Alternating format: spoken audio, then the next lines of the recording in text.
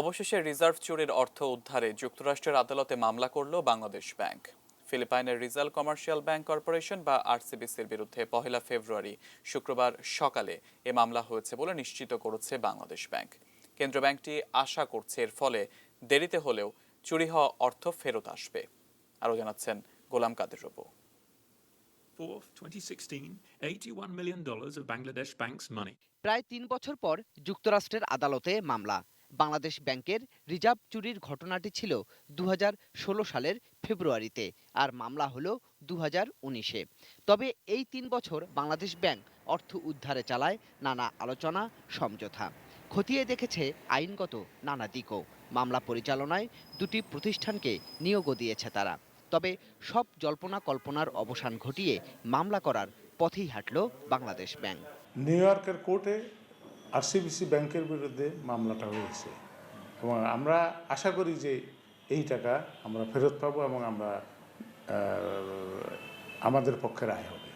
পরবর্তীতে তারা যে টাকাগুলো ফেরত দিয়েছে, একটা আপনি পুরো টাকা নিয়েছেন কিন্তু পার্শিয়াল পরিমাণ টাকা ফেরত দিয়া এটা আইনগতভাবে প্রমাণিত হবে যে আপনি টাকাটা পুরোটাই নিয়েছেন।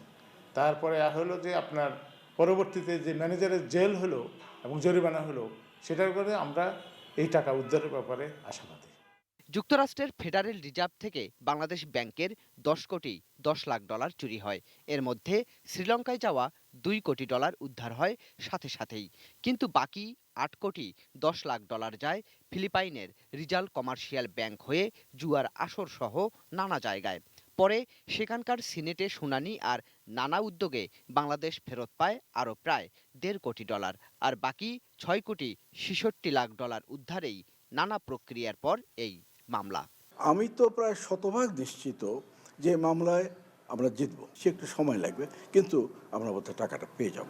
সম্প্রতি এ ঘটনায় ফিলিপাইনের রিজাল ব্যাংকের সাবেক শাখা ব্যবস্থাপককে 56 বছরের জেল আর 10 কোটি ডলার জরিমানা করেছে ফিলিপাইনের আদালত।